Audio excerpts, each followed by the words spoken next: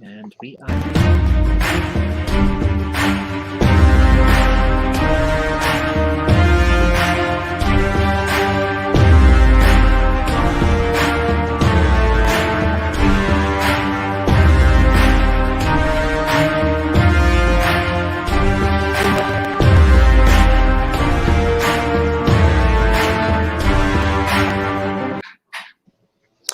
Good evening, ladies and gentlemen, and welcome to the Ambassadorial Wing Thursday night edition.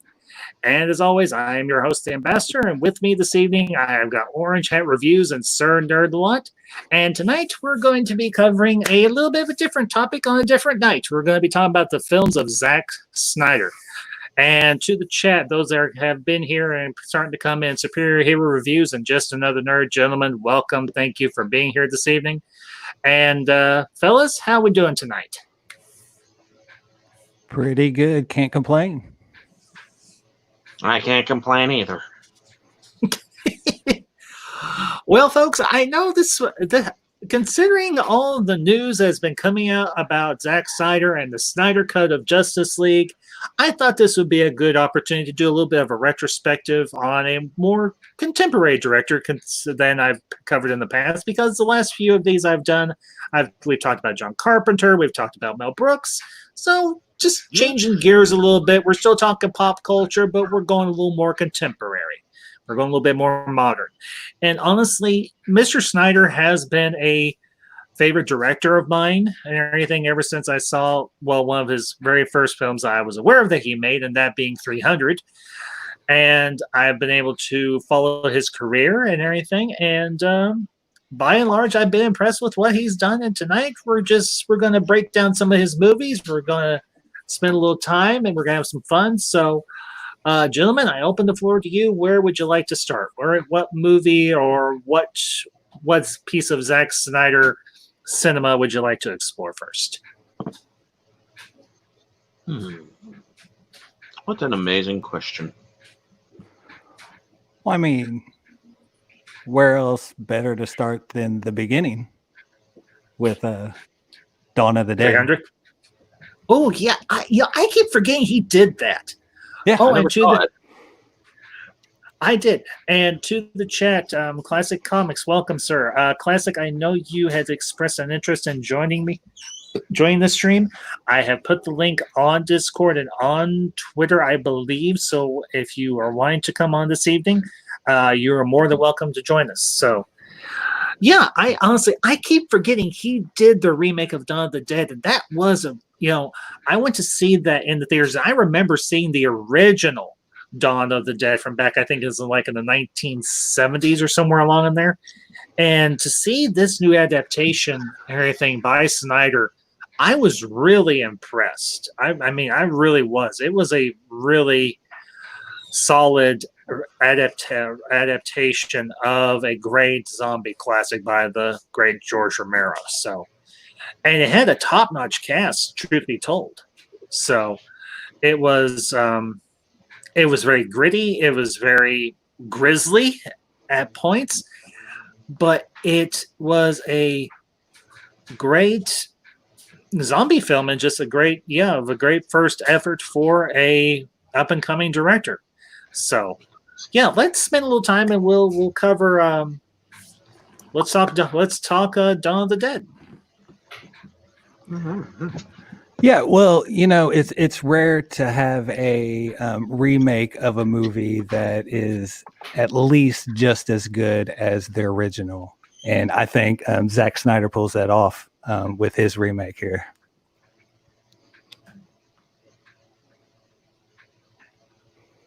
Yeah, honestly, I wholeheartedly agree, because he could have done this any number of ways and everything, but the truth was he stuck to the source material relatively well. And he did make some changes to it, but they were changes that worked. One of my favorite parts of that film is the fact that we start off with the outbreak in a suburb. You have the nurse that has come home from her shift and everything. I can't remember the name of the actress who played the nurse and everything, but I mean, you quite literally get the wind knocked out of you and everything when she's trying to escape from her home, because I Yeah, think it was her husband or boyfriend or whoever had gotten infected. And she was quite literally fighting, kicking, and screaming and scrapping and everything, trying to get away from her infected significant other. And that scene is so visceral and so intense. And it just kind of is a through line. It just kind of sets up the whole uh, beat of the movie. yeah, it definitely starts out at a very high pace. Oh yeah, I mean, And with zombie movies, you really need that to suck you into the movie, or at least Yeah. that's been my opinion on most zombie movies. yeah, I would wholeheartedly agree because we'll deviate for just a moment. I remember watching the original Night of the Living Dead, and then I remember watching the remake that was done by Tom Savini back, I think, in the late 80s or early 90s, somewhere along in there, with Patricia Tallman and Tony Todd. And I was like, geez, this is good. Right. And to the chat real quick, Classic Comics, I put it in my Discord, the Ambassadorial Wing Discord and everything. It'll be under stream links if you're wanting to join us and everything. So it is on the Discord. But I can't remember if I put it on Twitter or not. So, but yeah, honestly, that's the interesting thing about this. I mean, you consider what Zack Snyder has done in the last several years of his career and everything. And he starts off with a horror movie. But I think that's a good place for a director, a young up and coming director to start, because you cut your teeth on horror movies and then eventually you're able to get to do you get to do deeper stuff. And as time has gone on, a lot of his other work, even though some of them have been comic book adaptations and so on, some of the comic book adaptations he has done have been extremely deep and very well-known pieces and everything, like 300, like Watchmen, like his adaptation of and I know this is, and we're not going to skirt some of the more for lack of a better term, controversial films that he's done, Batman versus Superman and Justice League and so on. We're not going to skirt those. We will tackle them. We'll try and look at them objectively and try and find the good pieces that are in those films. So, but Orange Hat, Sir Nerdlot, and everything, I don't want to monopolize the conversation, so please, I yield my time. I know nothing about Dawn of the Dead. Okay, well that's just ahead. one more thing I would like to add in about it. When you look at his portfolio of movies, this is kind of the outlier when it comes to like the cinematography, the visual look of it. This is actually it's one of his more brighter movies, like when you think about the cinematography of it. And I think you're 100% correct. It's a great movie for a young director to cut his teeth on, and I think it was good for him. Yeah, I would wholeheartedly agree. And the other thing is, there is one scene, or there's a few scenes that I remember quite vividly from that movie, and one of them is with Mekhi Phifer, I believe it is, and I think it's his wife or his girlfriend or whatever, and she's expecting the zombie baby. The zombie baby. Oh man, that thing was so creepy looking. Yeah. Jeez. And the fact was that his girl, Mekhi Phifer's character's, she became a zombie herself, and he was keeping her tied up. Yeah. And they were sequestered off in another part of the shopping mall and everything. And it was just because you're like, okay, what I have a feeling what I'm going to see, but I don't think I want to see it. And That's then avatars. Snyder goes for it. He goes for the gusto, and he shows the zombie baby. Yeah. And yeah. you're like, "Ugh, good grief, get it away. Kill it with fire. Kill it with fire." It was just absolutely terrifying. And not to mention, the ending of Dawn of the Dead and everything is actually, superior hero reviews. Dude, I'm so sorry. Wow. I hope I didn't freak you all out by talking about that. Wow. Okay. then, then, then,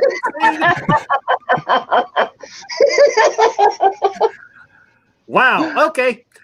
All right. Well, maybe this is a good point to segue to a different work by Zack Snyder. Wow. Superior Hero Reviews. Bring in the awkwardness. Well done, sir. Well done.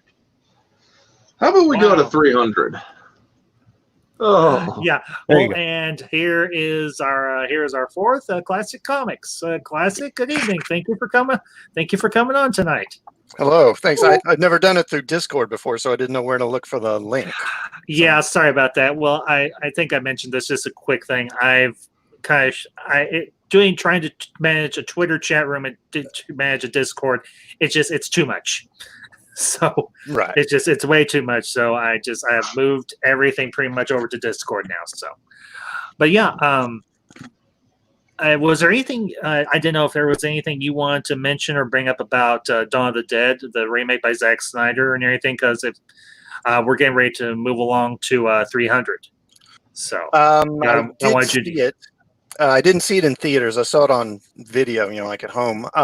Yeah. I mean, as I recall, it was pretty good. It was, considering it's, a remake of a pretty classic horror movie. It was, it was better than I expected it to be. Okay. All right.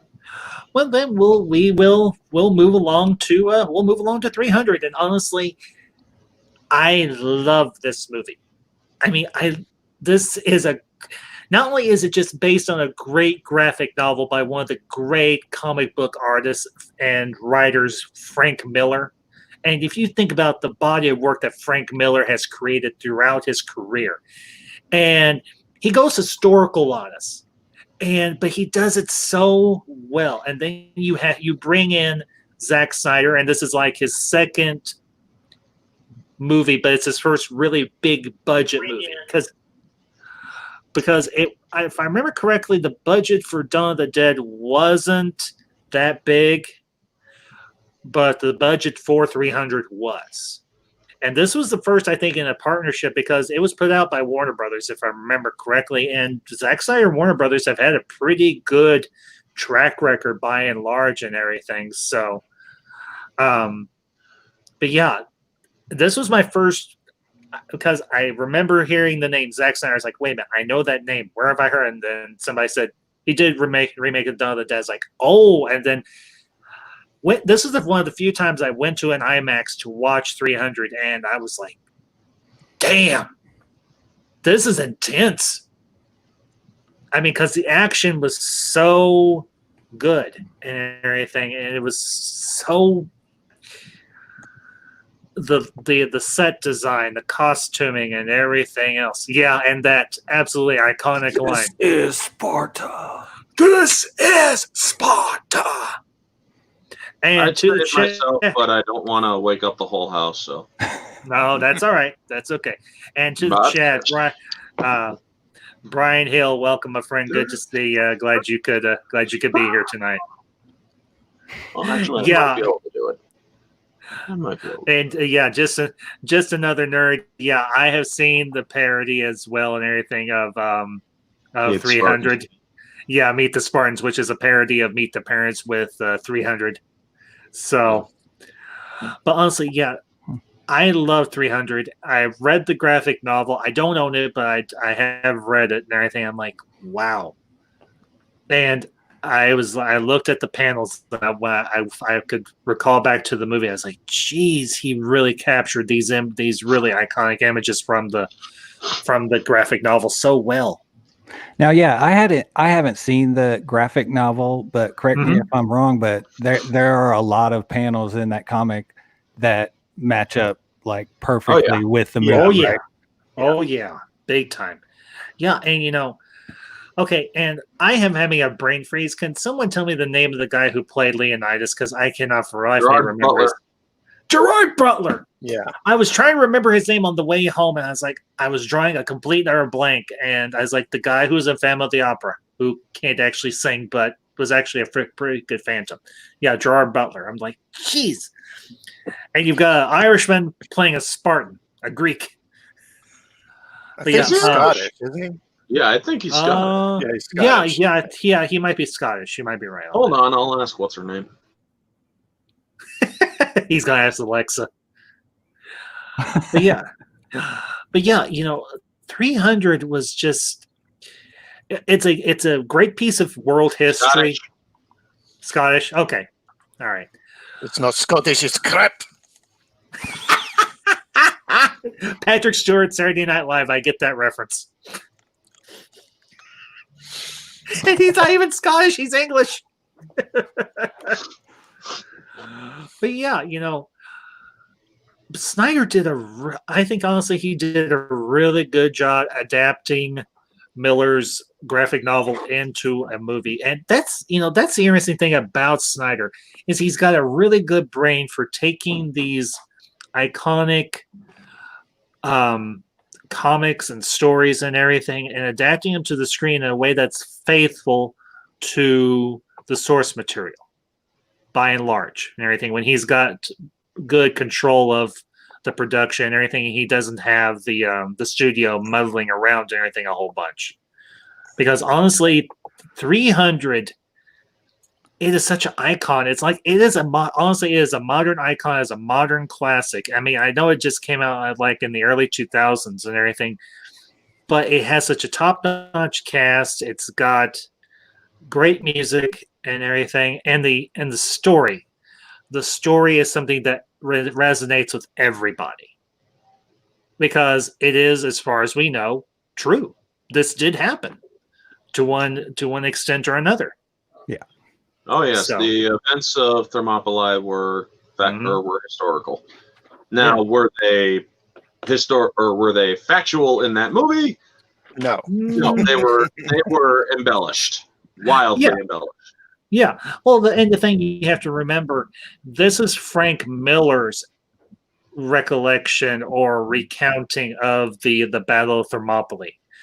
But when you've got a visionary storyteller like Frank Miller backing up a visionary director, and I know that word's thrown around a lot, but honestly, I consider Zack Snyder a visionary. He has a good visionary mind as a director, as a creative in Hollywood. And that's something you don't see very often nowadays.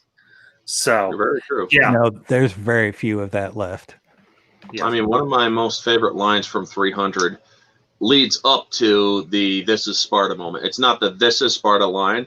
It's actually what he says before that. It's like, "You bring the crowns and heads of fallen kings to my city steps. You insult my queen, and you threaten my people with slavery and death. I've chosen my words carefully, Persian. You should have done the same." And he even warned him before he spoke. He's like, "Before you speak, know that everything you say has a consequence." Yep. Yeah. Very true. And that there are so many iconic scenes in that movie. You gave Superior Hero Reviews goosebumps, Orange Hat. Well done. Oh, I could have done it in Gerard Butler's voice too, man. I could have given the intensity. I could have done all of it. Well, and here's the other cool thing about 300. As far as I know, Snyder went out and got the cast he wanted, and he got it. He shot. I mean, Gerard Butler, Lena Headey, David Wenham, Michael Fassbender, the guy who played. People forget that he's actually in it. Michael Fassbender. Michael Fassbender? Yeah, no, I have not forgotten. Like, I have not forgotten anything. He has one of the best lines. "Then we will fight in the shade." I know. Our arrows will blot out the sun. Then we shall fight in the shade. And then the other Spartan standing next to him, the younger one. That's the Yeah, he's laughing as they're. he's like, you said it. Fight in the had to say shade. it. What? Fight in the shade. And then they all start laughing about it. I know. Like, yeah. And, and that's a great scene right there. When they're all under their shields and they're laughing, and their faces almost have a semi-demonic appearance to them. Yeah, because their eyes are kind of glowing. They've got kind of a supernatural glow to them and everything because he enhanced the irises and everything for that shot. And I think that was a great move on Snyder's part. And he brought the bombastic elements of Xerxes. He played this guy up. He played him to the nines and everything. Oh, yeah. I mean, coming down off of his little thing that a bunch of slaves are carrying, and then he just steps down on the people as if, or like they're stairs. It's like, yeah, really? Wow. Playing it up, man. Nice. This is a guy that would probably get kicked in the nuts and be done. Because you can tell he's compensating for something. Oh, yeah. But classics are a lot and everything. Any thoughts and everything on 300? Well, yeah, like you mentioned, I mean, he's one of the best from a standpoint of his visual style. He's one of the most creative directors in Hollywood right now. And yeah, he did. You couldn't have really adapted the 300 story for the screen better than he did, I don't think. I do think that, as we said, the history of it, this is a very kind of loose version of the actual events. But he does take the events from the book and is very, very faithful to it. Yeah.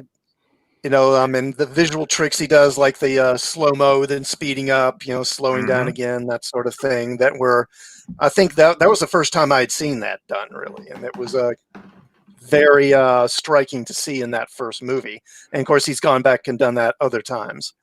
But I think that in a way, because 300 is such a simplistic story, I think in that sense, it's easy to adapt the script because honestly, there's not a whole lot to it, and there's not a whole lot to it in terms of the theme or the overall. There are no real art. There aren't many character arcs or anything like that. It's mainly just kind of an action, a war movie, basically. Yeah, but here's the thing: it's got a message that resonates with people. It sticks with you. You've got a small group of soldiers that are going up against a massive army, and they survive through 3 days until some little pipsqueak hunchback gives into a bunch of skanky girls and everything, and he's like, I want a uniform. Like you.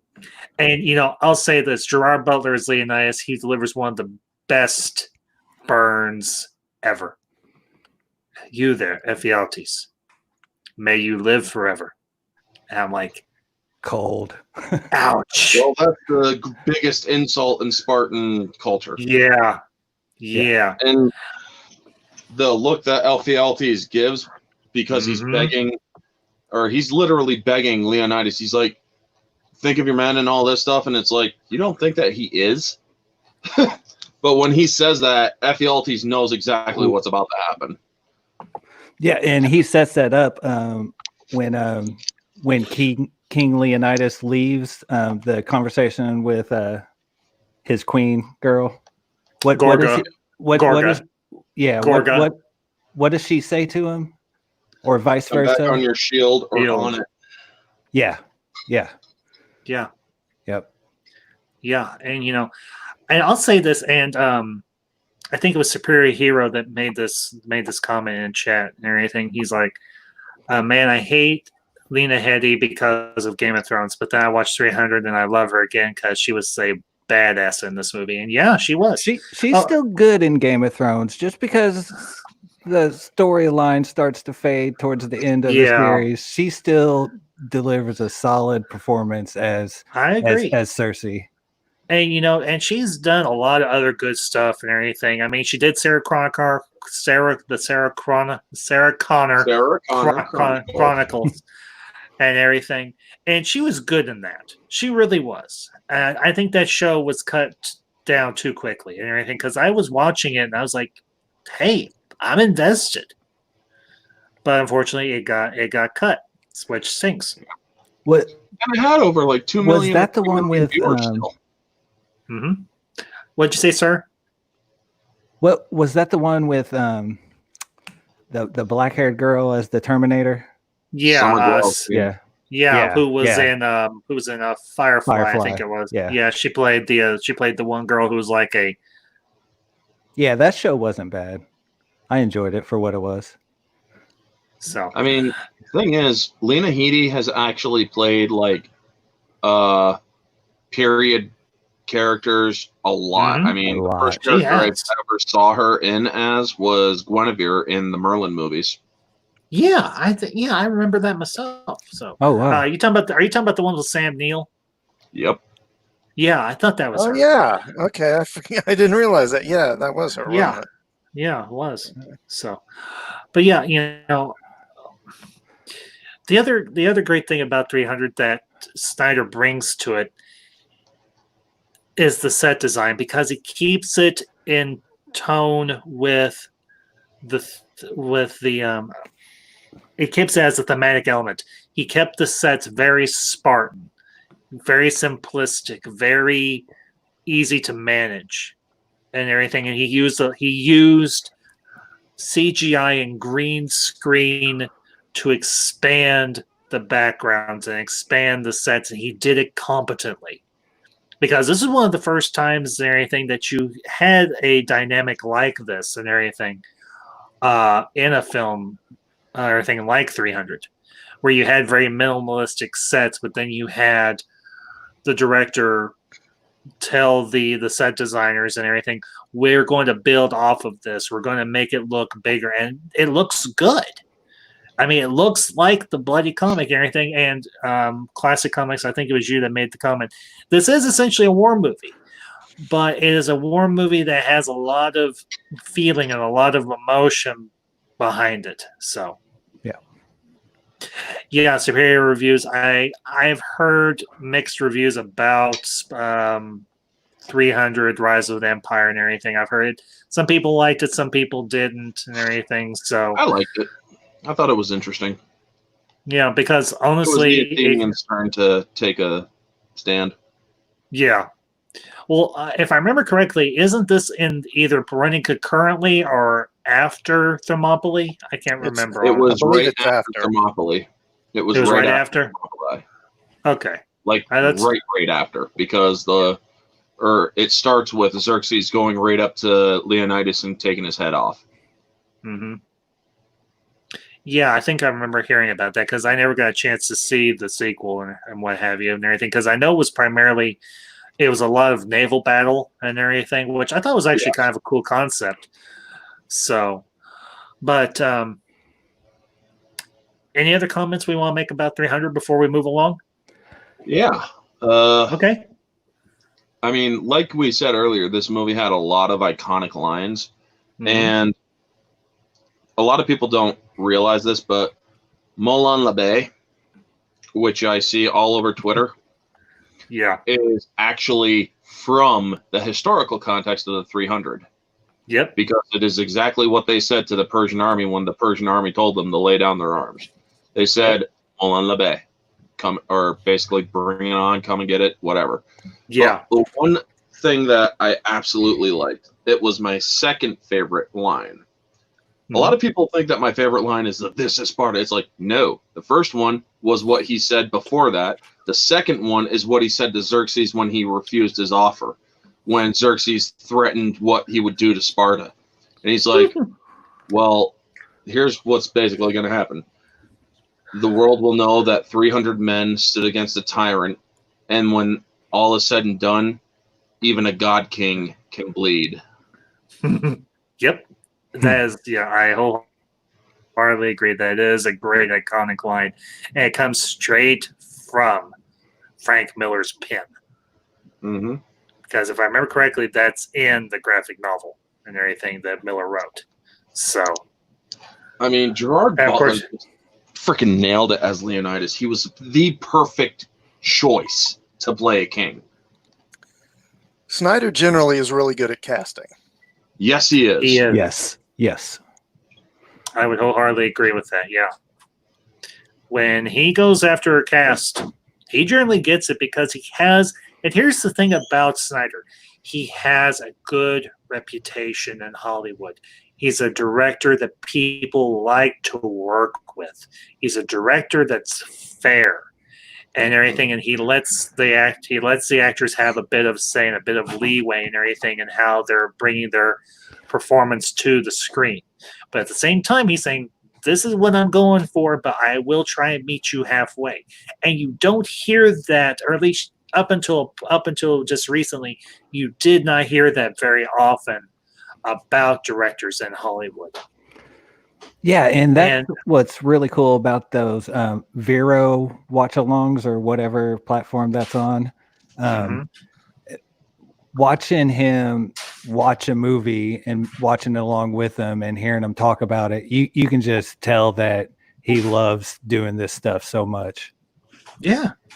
Well, it's kind of like what Disney Plus has done with the Mandalorian roundtables and everything. Yep. And you see the passion and you see the enthusiasm, and it's authentic. It's real. It's not forced. It's not a put on. The people that are sitting around that round table talking about making the Mandalorian, they do care about what they're doing. And as Nerdlot, as you just said, Snyder brings that same aura and that same atmosphere to the set and to the people he's working with. And honestly, I think that's something that I think a lot more directors, if they're capable of doing it, need to incorporate into how they produce and how they direct movies. Because if you go ahead. No, you go ahead. Oh, I was just going to add, it's really why all these the actors from Justice League have really gotten behind the release the Snyder Cut movement, because they love him so much that they want to see his vision also. Okay. Yeah. I wholeheartedly agree with you because I hear voices. It's my wife. It's okay. Hi, Ambassador's wife. Just call her Madam Ambassador. So, Madam Ambassador. I don't think she can actually hear you. I've got my headphones on, so yeah. RR, I would agree with that. Passion is contagious, and not only is it Snyder and the actors who were a part of Justice League that had that enthusiasm, but it's the fans that have wanted to see Snyder's vision. Because here's the thing. And we'll get into this and everything in a couple of the other movies, some of his other work and everything here in a little bit. He's done director's cuts before when they've been released on home video. And you get a lot more of his vision from those director's cuts than you would just from the theatrical cut. It's kind of like the same phenomena when the extended editions of the Lord of the Rings were released, the original, the Fellowship, Two Towers, and Return of the King. You get that same feeling that all this other stuff that's being added back in had reason. It just wasn't extra stuff. And I actually got the opportunity. I wish I hadn't gotten rid of it and everything. Well, I didn't get rid of it. I traded it and everything. I had the director's cut of Watchmen. And I remember going to see it in theaters because I had heard so much about it. I actually read a synopsis of it or something and everything of the graphic novel. I was like, geez, this is something I definitely could get into. And after 300, Watchmen came out just a few years after 300 did. And I was like, okay, this guy did a great job with 300. Yeah, I'm definitely going to see this, even though I'm not super familiar with the source material. And he did such a bang-up job with Watchmen. And then to see the stuff that is added back in for the director's cut, I'm like, wow, this just really fleshes out the characters even more. And it's little moments, it's little things that get added back in, but they really do flesh out the world. And that's one of the great things about Snyder's director's cuts of his films. What's added back in isn't just filler. It gives you a better picture of what he's trying to put on the screen. So, gentlemen, I open the floor. Well, I thought he did a pretty good job with The Watchmen overall. I think he adapted it about as well as you could. I've seen the regular and the director's cut, but in some ways I think he may have improved it a little, because while I like Watchmen, I think that over the years it hasn't aged that well and it had some issues. Yeah. I actually did a video for that on my channel recently, but the ending in the book it's kind of nutty. I mean, I assume everyone knows, but he teleports a giant squid monster into New York and it kills 8 million people. And he instead opted not to do that and to do the machines. He basically simulated Dr. Manhattan's powers, and I thought that was maybe actually a better way to do it. And I've heard some people that have been critical of that change, and I can understand their criticism, but at the same time, I think that was a change that was warranted. It was necessary, because if you had put a giant squid monster up there on the screen that goes kablooey or whatever, because if I remember correctly, it gets teleported into New York and then it like self-destructs and this massive explosion goes off or whatever. Well, there's not an explosion exactly. It's basically it's telepathic, and anything. See, this teleportation device he has, anything that's teleported through it dies. Okay. So when it's teleported into Manhattan, it dies and it releases this kind of psychic telepathic pulse, and it just kills like 8 million people, and like millions more are driven insane by it. Yeah, and that is way too hard to adapt for a screen and get it across. That's what happened. Yeah, and that would have almost been like them trying to do some sort of flashback in Logan to explain what happened at the Xavier Mansion when Charles lost control of his telepathic abilities and basically killed everybody there at the school. And Superior Reviews, I know this is a little bit of a detour and everything, but Superhero Reviews brings up an excellent question. Do you think they should bring Frank Miller into superhero movies to collaborate? Gentlemen, what do you think? Maybe it depends on what you mean by collaborate. He directed a movie, Frank Miller. He directed a film adaptation of The Spirit, comic book. I remember that. And it sucked. It's bad. Well, he had some. What they should do is only bring him in on the visceral kind of comic book movies and the superhero movies, like the Snyderverse. I mean, if it's dark, gritty, and whatnot, and noir even, bring Frank Miller in. But otherwise, no. Yeah, he has a wheelhouse, and he should stick to it.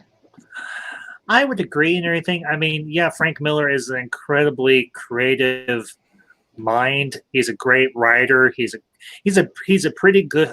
I'll say it. He's a great artist. He's a great comic book artist. Let's put it that way. Yeah. So, I think in the right atmosphere, not the right atmosphere, the right environment.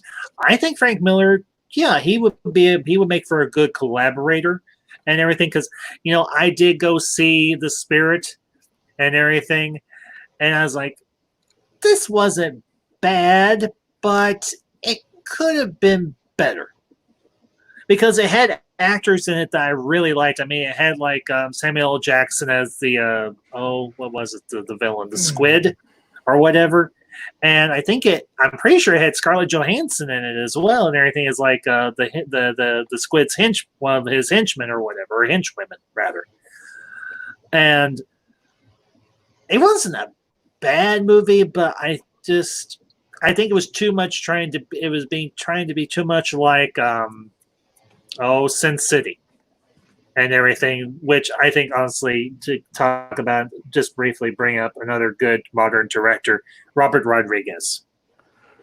That man. Well, I was getting ready to say that Frank Miller actually has director credits on Sin City.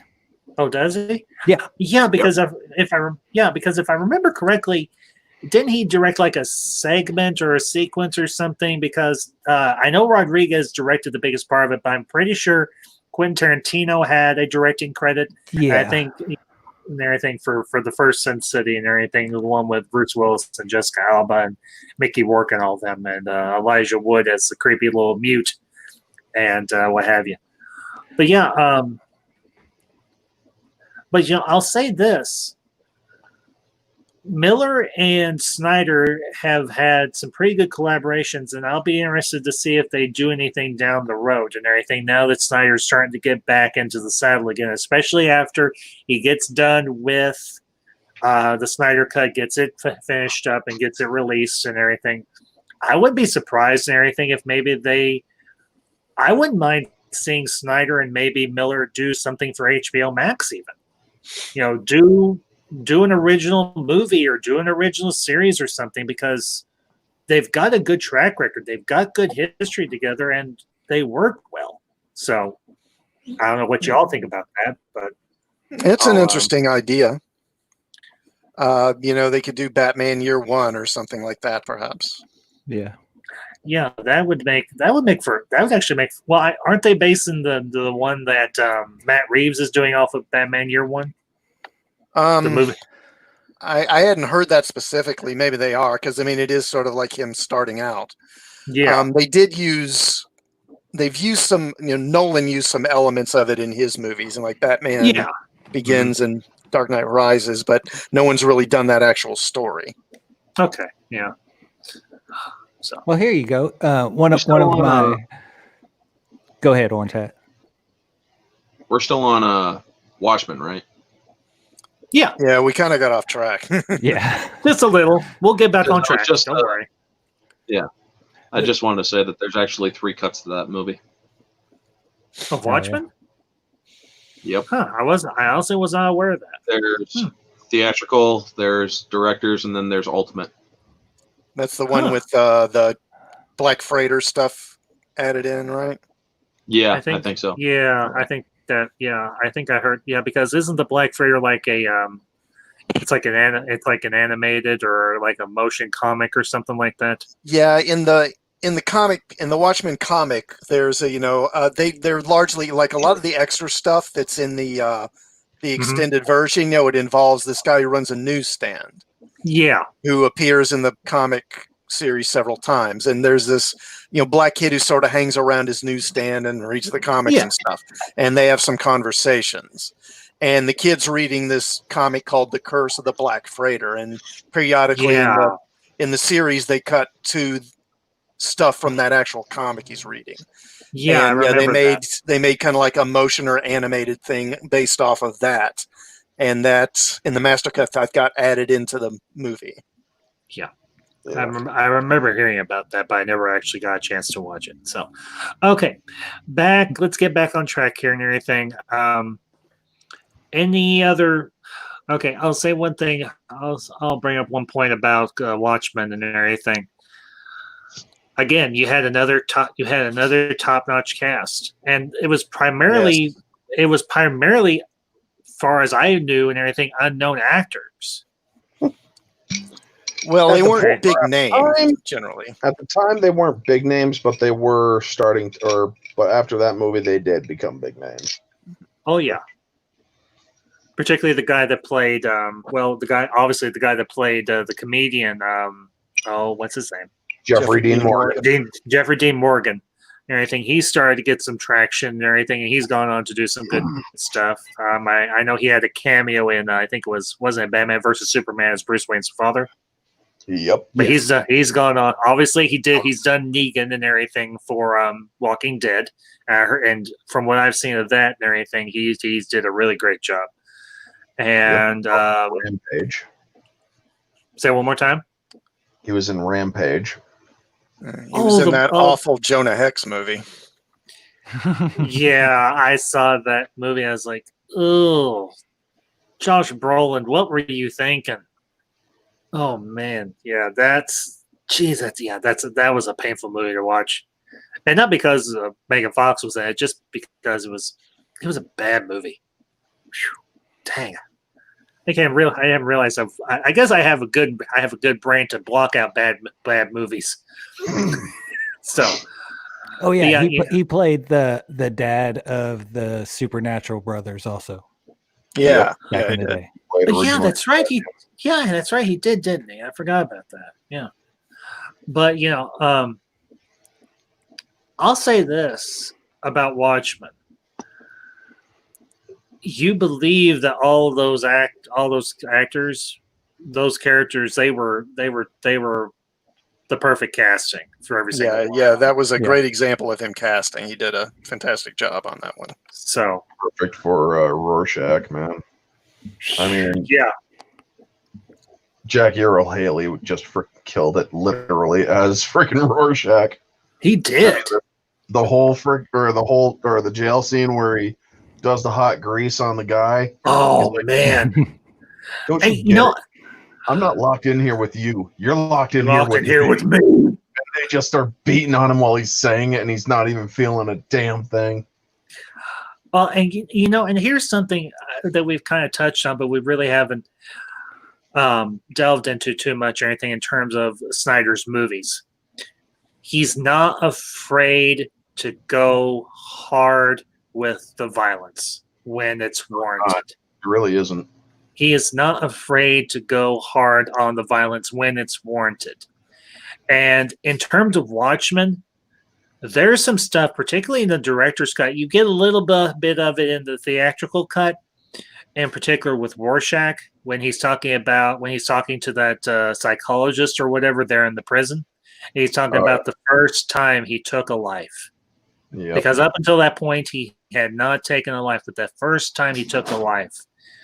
And in the director's cut, you see him taking that hatchet to the serial killer's head, and you see him just the impact, and you see the blood splatter onto Rorschach's face and everything, and he's just like, I don't care. He's like, this guy took a little girl's life and did heaven only knows what to him, or to the child. To her, yeah. Yeah, and you're like, he was a pedophile.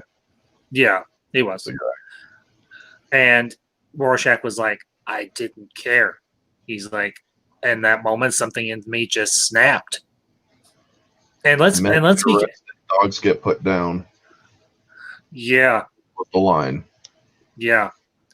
I mean, another thing that can be said about Snyder, he'll break rules. He will break rules that, oh my God, would set people off so much in today's culture. I mean, in Watchmen, he gives a little person a fatal flushie. I know. He freaking shoves that dude's head in a toilet and just continues to flush the dude. It's like, oh my God, man. Yeah, because you see the blood running out of that. You see the blood running out of that toilet room. It's like, holy crap! Did he just? I mean, I toned it down. I didn't say the derogatory word for a little person, but oh my God, it would have been funnier if I had. But I'm gonna be nice today. Yeah, and thank you for that. I appreciate it. Yeah, but top dollar, man. Another thing that they did was that to display Rorschach's psychosis the guy that he grabs his thumbs, he's like, you're in my way. So he cuts his freaking arms off, and Rorschach's just standing there, eyes open, blood splattered all over his face. I know. Not blinking. I'm like, how'd they do that? Well, and here's the thing. These actors and actresses trusted Snyder with these scenes because some of them, as you say, are very extreme in the graphic nature of the violence. Oh yeah. And that scene there and everything when Rorschach, I think the name of the little person is Little Finger or Little Figure or something like that. Big Figure. Okay. Yeah, Big Figure. Classic. You're right. I thought it was Top Dollar. No, it's It's Big Figure. Big Figure. Oh, yeah, big figure. Yep, you're right. So, and the guy's like, "I'm sorry, you're in my way," and they show, at least to a point, the other convict or anything cutting the other guy's arms off. And then you get the scene and everything where the other one gets into the cell, and the grinder or the cutter or whatever, everything is starting to spark and arc and everything, and it hits the water from the toilet, hits the wiring and electrocutes the other guy, and then Rorschach just looks up, 2 down, 1 to go, and then he. One of the things about Snyder that I love is how he frames his shots.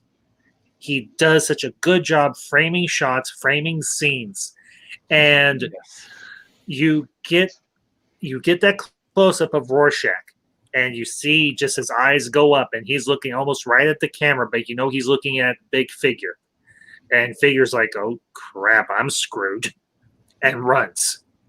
Yep.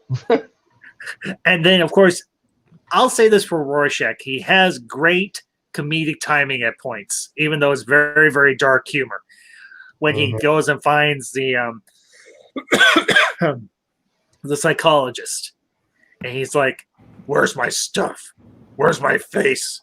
And then he puts the mask on. He's like, "Tell me what you see." What do you see? Yeah. Yeah. And of course, you know, we have a little bit of a flashback or a callback to 300 in the scene with Silk Spectre and Night Owl when they've gone into the prison. They've finally gotten into the prison, and they're going through all those prisoners and everything down that hallway. And that's a great down. The frames basically, or they keep increasing the frames to make it slow motion. Yeah. Yeah, essentially. And I thought that was a nice little callback or anything to 300. And I didn't think it was on the nose. I don't know, guys. What do you think? Was it too much on the nose, or you think that was a good move? Well, I think it's just his style being showcased in that moment. Mm-hmm. Yeah, I think it was fine. Yeah. I liked the one thing I really liked was the scene, you know, after Big Figure runs and hides in the bathroom. Mm-hmm. And then, of course, he encounters Night Owl and Silk Spectre, and he's like, you know, got to use the little boy's room. And then he kind of goes through the door, and as the door's swinging back and forth open, you see him like getting closer and closer to him. You know? I thought he did that really well. He did. Well, and you know, again, when he's working from pre-existing material, he knows what to adapt and what to leave alone. And you have Ozymandias's fortress there in the Arctic or whatever, and you've got all the TV screens and the chair sitting in front of all those TV screens or whatever, and you remember that that's a panel from Watchmen, from the finale. And you're like, jeez. I don't want to sound like I'm fanboying or anything, because I don't generally do that, but I can just respect a great artist and his work and everything. And that's just another great example of Zack Snyder's cinematic vision, or his artistic vision and everything as a director, and his ability to frame a shot, to set it up, and to execute it. You know, I'm just going to go out on a little bit of a limb here. I'd love to see what he would do with a sci-fi franchise, honestly. I mean, I know comic books are kind of sci-fi, but they're not really.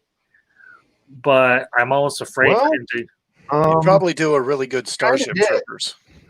Yeah, classic, you're right. I think he would. Did you ever see Sucker Punch?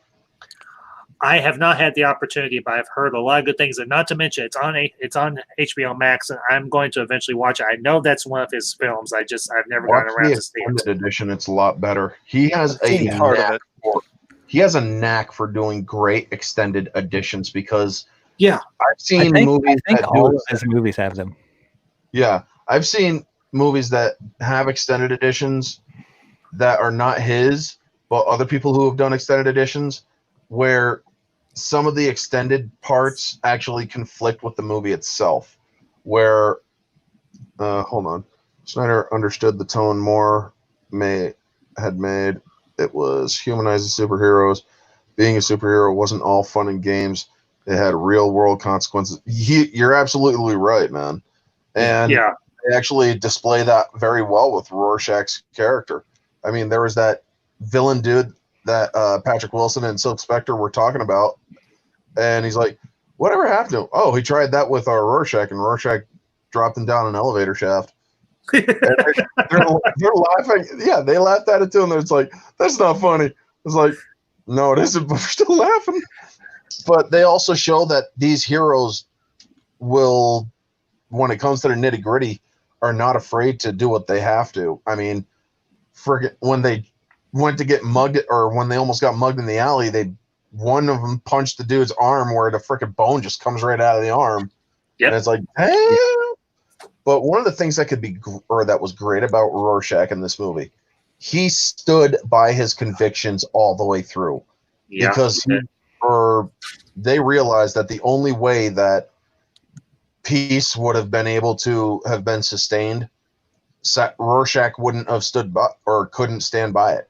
He knew that it was very wrong what Ozymandias has done, and he was going to tell the world, and the only way that he was going to do, or that it was going to stop, was Manhattan killing him. And so he understood that he couldn't take Manhattan, so he's like, you're going to have to kill me.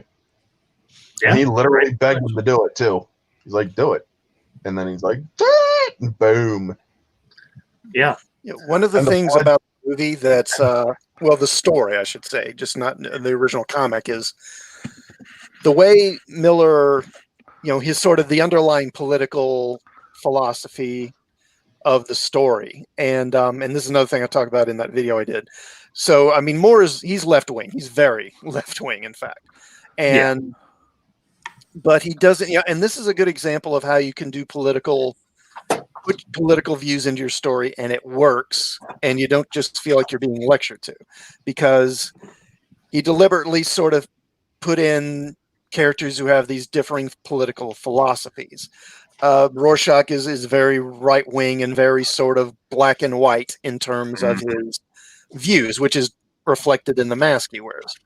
And then you've got, say, Ozymandias, who is, he's basically much more than ends justify the means as far as his morality is concerned. He's kind of like, well, yeah, there's good, but whatever works, what gets the job done. And Moore was willing to basically put those out there and say, okay, make up your own mind, about who's right and who's wrong in the end. Yeah. Rather than so much today where they're just, preaching at you and really just scolding you. Mm-hmm. Well, RR brings up I think a really cool idea. Anything a Snyder directed an adaptation of Dark Knight Returns. I know they've done I think they've done like a animated version of it. Yes, which was actually very good. And we kind of got one already. And Batman vs Superman. Yeah, I agree with that. But sure still, is, yep. Basically. But bringing up Sucker Punch, it's one of those movies that kind of flies under the radar and everything in terms of Snyder's work and everything. But of the three of you, who has seen it? I've seen it multiple times. So, what movie? Sucker Punch. I've seen part of it. I've seen the theatrical and the extended. Like I said, I love the extended because they also changed a couple things in it. Yeah. Mm-hmm. Ambassador, the extended version is actually on HBO Max also. Oh, is it? Yep. Oh, cool. Nice. Okay. Right on. I'm definitely going to check that out. Yeah, that's one of the first extended versions they put on there. Really? I'm still waiting for the ultimate version of Batman versus Superman. Give them time. They should have put that one on instead of theatrical, because the theatrical is a incomplete work, and it was said by Snyder himself that he's like, I told Warner Brothers, this can't be a 2-hour 30-minute movie. This has to be 3 hours.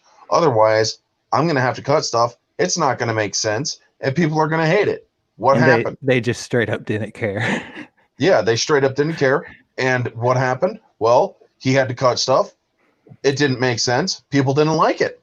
And so when the movie was like only 3 weeks in theaters, an Ultimate Edition just came out on Blu-ray, DVD, and I'm like, what the shit? Isn't this movie still in theaters?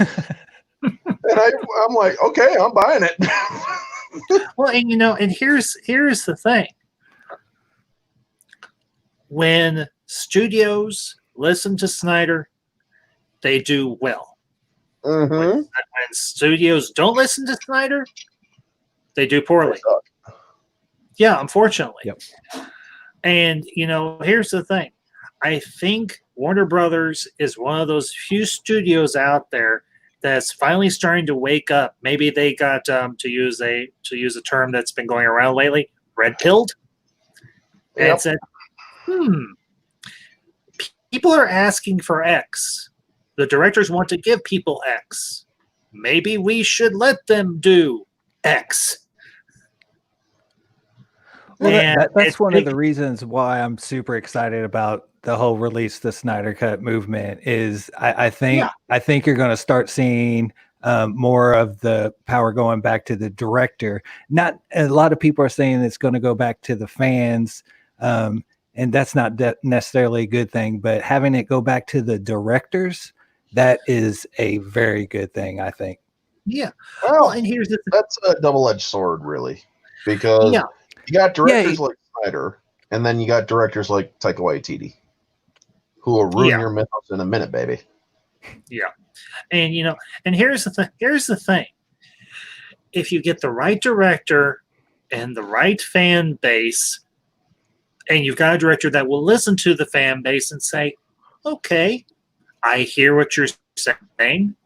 I think this is something I can accommodate. Or the fan base is like, we want the director's vision, give it to us. And I think even if the tragedy that happened in Zack Snyder's life around the time that Justice League was being made had not happened, and for some other reason the public didn't get the Snyder edition of Justice League, there would have still been a push for it because lots of people respect and like Zack Snyder as a director. People like him. The public likes him. He's given the public a lot of good quality films throughout his career, even though his career has not been that long, really.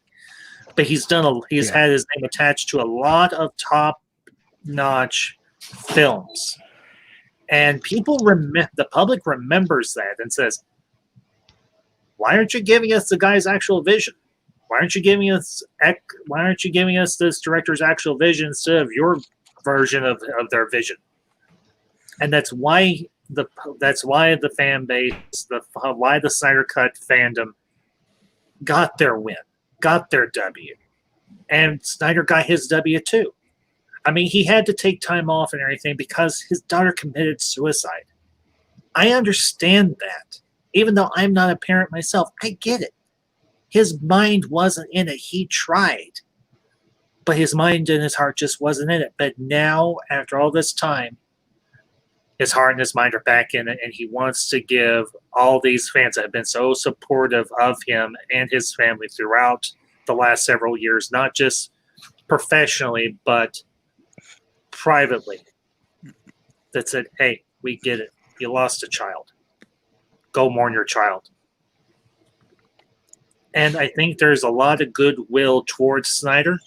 And some people have said, well, we don't know if the Snyder Cut of Justice League is going to be good. We don't know if it's going to stink. But regardless, Warner Brothers listened to Snyder and they listened to the public. And I think that is something that anybody, regardless of what fan base you're a part of, can get behind. I mean, I have no real dog in this fight or anything in terms of the Snyder Cut, but I'll be more than happy to be supportive of people who are. So. Well said. Yes. Agreed.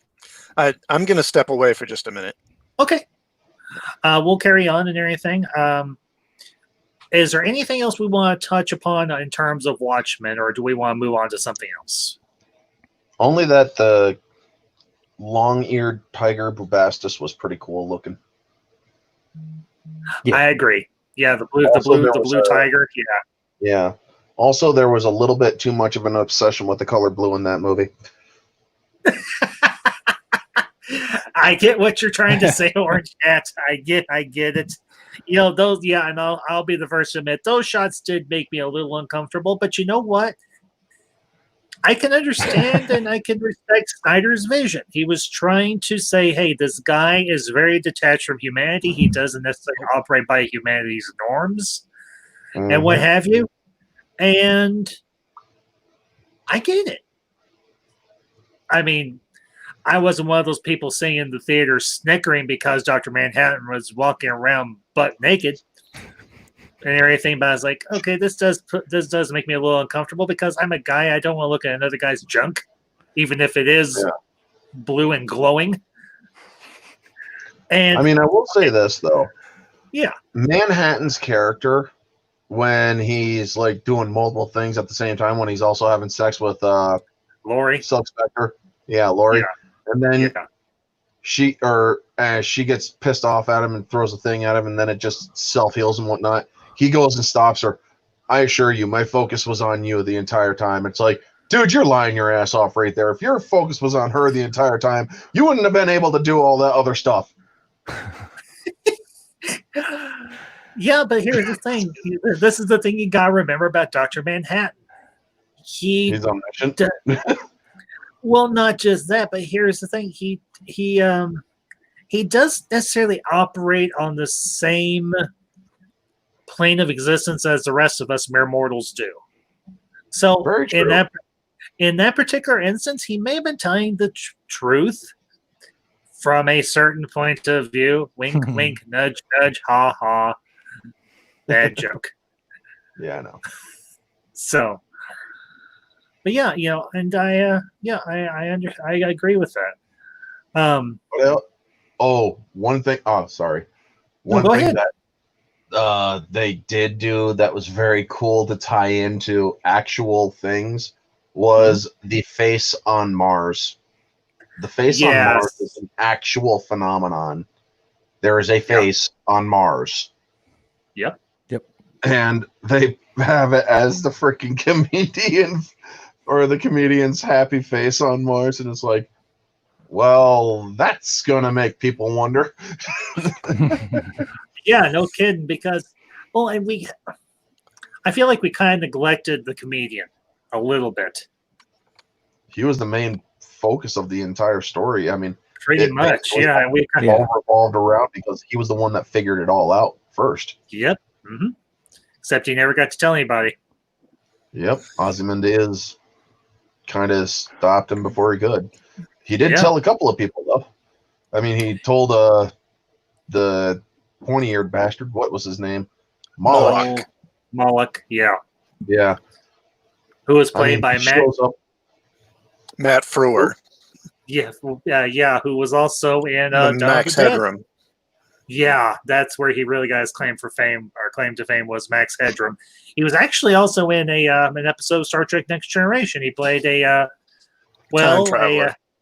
supposed time traveler. He was actually a failed inventor from the 21st or 22nd century or something. Oh. Yeah, fun little fact and everything. That was the second time that by the way, that happy face on Mars is real. It's really there. Yeah, I know. Except that it's not an actual happy face. It's more of a humanoid face. Mm-hmm. No. You mean like the statue face? Yeah. Yeah, no. There's a different one. There's a crater that actually has kind of like a happy face and a smiley face in it. Yeah, I think there's two faces on Mars, then. I guess so. Holy crap. Aliens do exist, and they're mocking us, people. It's called Galley Crater or something like that. Yeah, I think I've heard about that classic. So, well, and RR brings up brings up a good opportunity for segue and everything. Unless there's something else about Watchmen. I mean, I don't care if you want to spend a little more time on Watchmen, but R brings up a good point about the MCU and the DCEU. Yeah, let's get into that one. Okay, all right. Yeah, let's dive into the DCEU and Mr. Snyder's involvement in it, because refresh my memory. He directed Man of Steel, correct? Yeah. Man of Steel, Batman v Superman, and part of Justice League. Part of Justice League, yeah. Yep. And he wrote the story for Wonder Woman, and he was an executive producer also on Wonder Woman and Suicide Squad. Okay. Yeah. Well, I got to see. And also, actually, he also directed part of Suicide Squad. He directed the scene with the Flash. Yes. Oh, okay. Yep, I forgot about that. Yep. Yeah. So, well, I got to see Man of Steel in theaters when it came out back in 2013, and honestly, I loved it. Same I here. know a lot. I know there have been a lot of reviews that have come out about saying, "Well, it stinks, it sucks, there's problems with it, and everything with what Jonathan Kent says to Clark as a young kid and everything." But honestly, it was so different. It was so fresh, and it was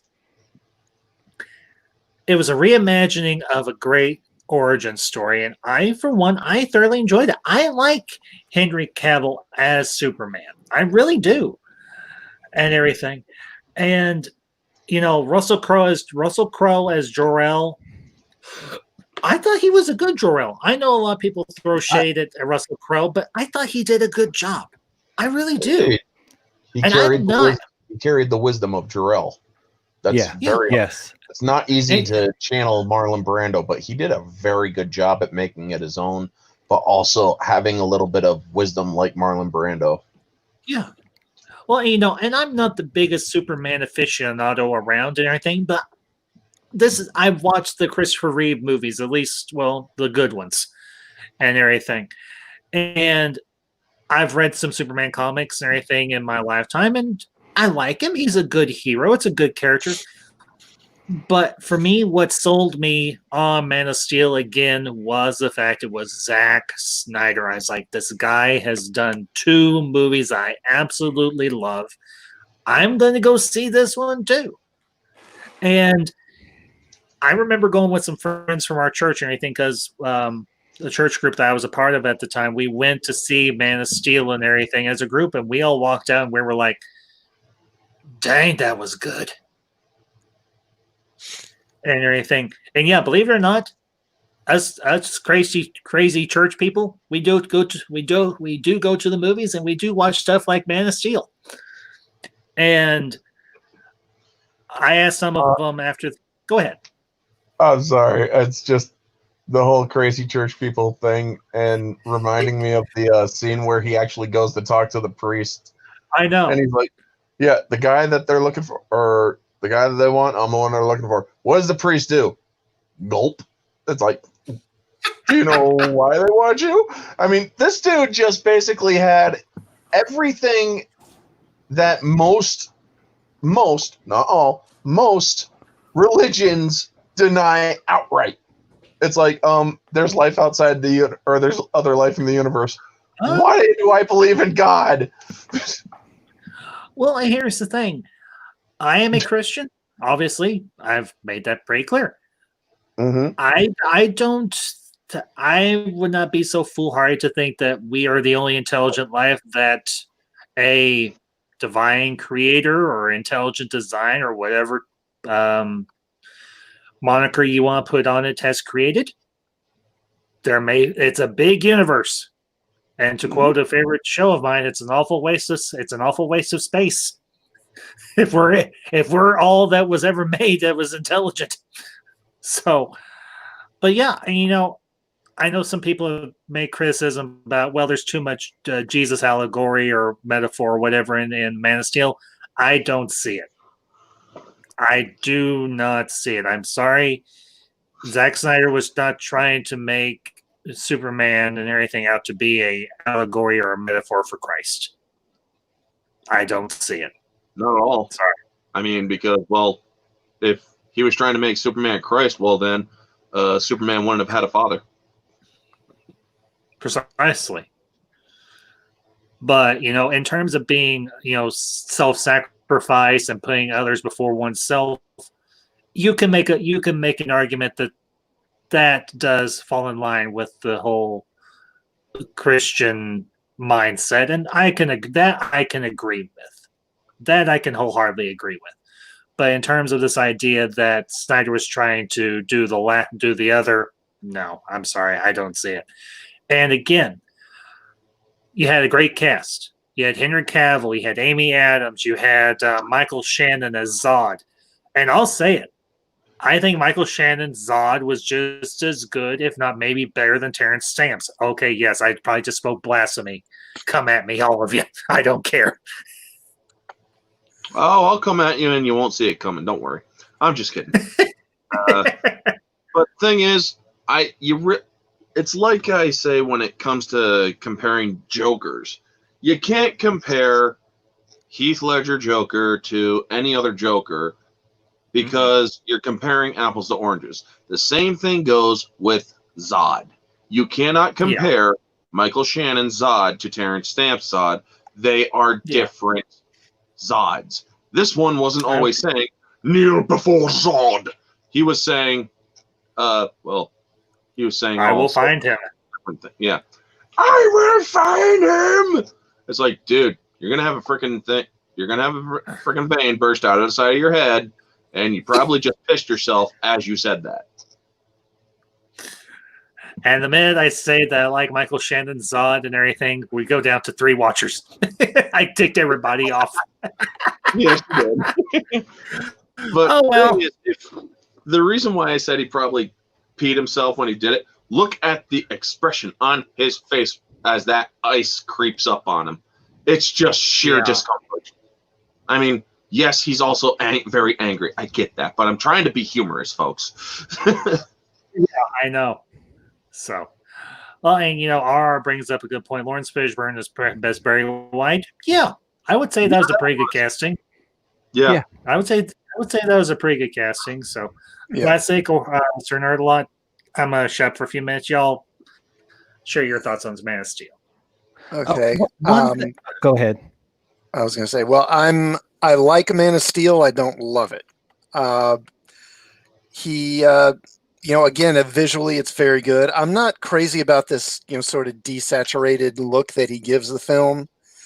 And I think, as you mentioned before about how enthusiastic he is about the project, he spent between Man of Steel and, Batman, Superman, and Suicide Squad and Wonder Woman and Justice League. He spent 5 years maybe on these projects altogether.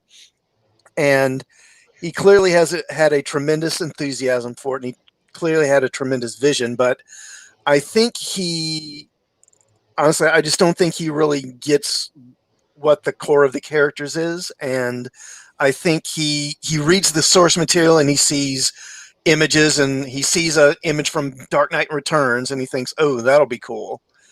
But he's not that great when it comes to really living up, having these characters really live up to what they really are supposed to be. Well, you also got to think about it this way. Superman or Man of Steel was basically kind of like a year one for Superman. He wasn't the beacon and shining hope for humanity yet. This was a person who was just coming into his own. He hasn't quite got there yet. Yeah, I get that. Kind of the issue, as of course, is a lot of people are upset by him killing Zod at the end. And I don't really like that much either. It's not that necessarily that he kills, because I can deal with that if it's written well. But the problem I have is that in this situation he's in, it's just really contrived, because they basically present the situation where he has to either break Zod's neck and kill him or let these innocent people die.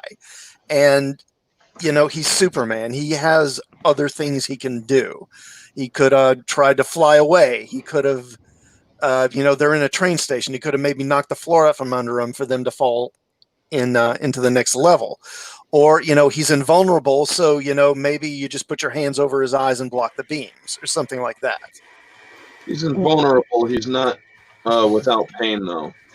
Also, now I hear what you're saying. Don't get me wrong, but there's also several flaws with those options because, like a person who is holding another person at gunpoint, why people don't just automatically shoot the guy is because of potential movement after the fact.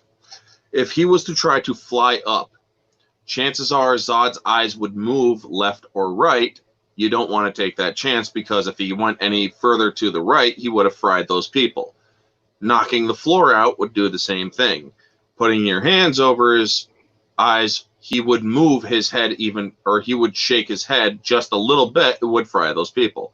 The thing that basically Snyder was doing in that situation was expressing a real life dilemma where you have to make a choice and you can't wait or you can't think about it. This is something you can't think about when it comes to life or death. And you have to make snap decisions. It's not always going to be the decision you want to make, and it's always going to be a decision that you have to live with in a very harsh manner. And to me, to piggyback off you a little bit, that scene, think about Zack Snyder, how he's a very visual storyteller. That scene is Superman choosing Earth and humankind over his own kind. Yep. Jeez, they got a lot of bugs outside my window right now. Thank God I closed it this time. Cicadas? No, it's they're the little ones, little flyers and whatnot. Yeah. They somehow continue to get past my screen, but I closed the window so they can't get in. And by the time dawn rolls around, they're either dead or they're gone. It's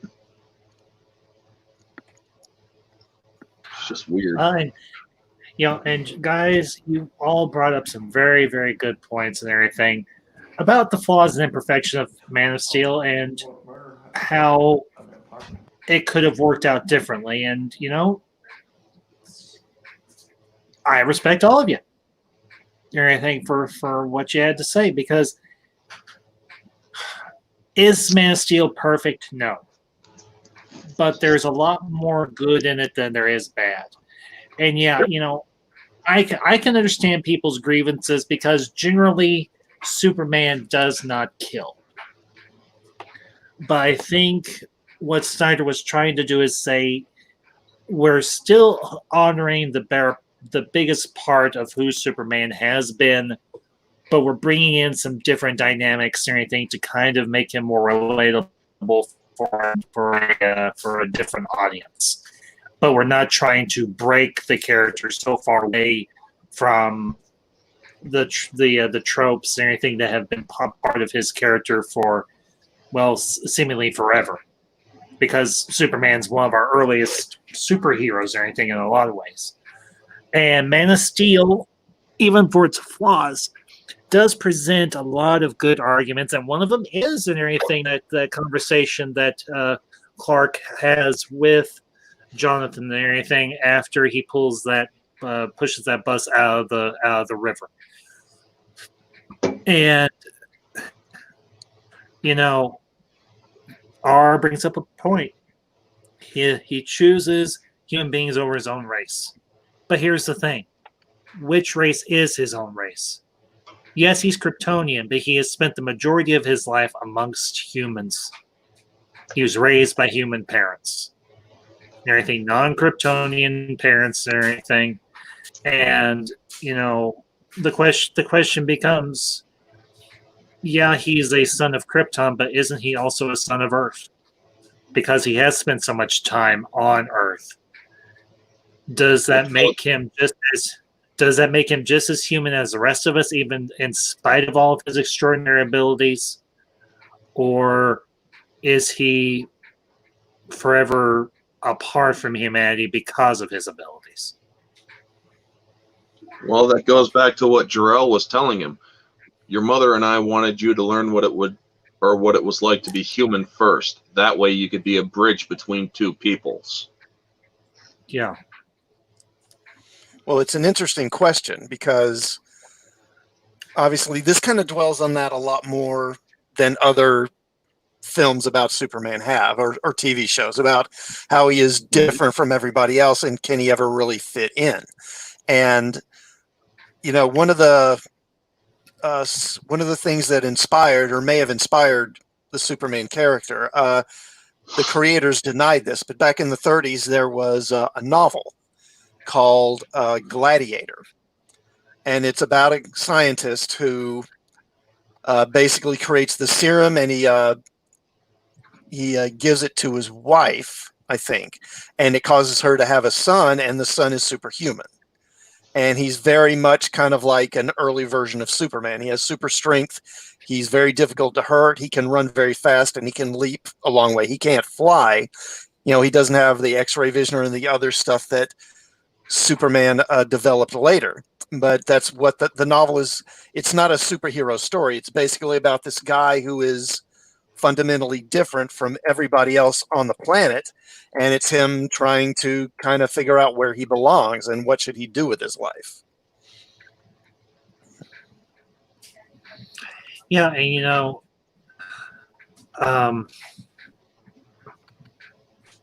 that's honestly, I was not even aware of that book or anything even existed. So, Classic, thank you for bringing that up. I appreciate it.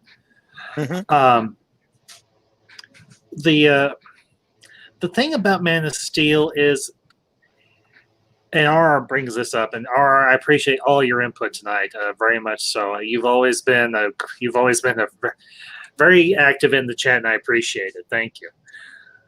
I would have wondered what the sequel to Man of Steel would have been like if they had not forced Snyder's hand to doing Batman versus Superman and trying to jumpstart the DCEU.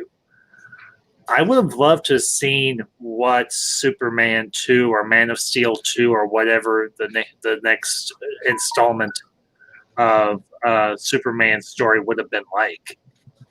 I mean, it's all supposition at this point, but considering Snyder's ability to craft a story and everything, and Classic, I do agree he is well and everything, sometimes he does kind of get stuck on certain shots or scenes from these graphic novels and what have you, and that can sometimes be a detriment to him and everything, his ability to tell good stories and all that. But I would have been intrigued and everything. I guess maybe in a few years or whenever and everything, we're going to get a Man of Steel 2 and everything, because Cavill has said he's willing to come back on board to continue his role as Superman. So the question becomes, what are they going to do at this point? Well, I'd like to see Brainiac myself. They've never done that on screen, really, except for that Krypton show on Sci-Fi. Yeah. Well, they also did Brainiac in the other or in Smallville, but it wasn't really the actual kind of Brainiac. And they do a terrible Brainiac in Supergirl. So. Yeah, and I think that'd be a good direction to take, because it kind of harkens back to all of the Kryptonian culture and everything. Because if I remember correctly, wasn't Brainiac like a Kryptonian supercomputer or something like that operated on the planet? Or originally in the comics, he was from this world called Colu, and it wasn't Kryptonian. Yeah. But when they did that Superman animated series in the late 90s, the Bruce Timm style one, they kind of changed his origin in that to make it where, he was originally from Krypton. Okay. In fact, I think he may have been created by Jor-El. I'm not sure. I think go ahead.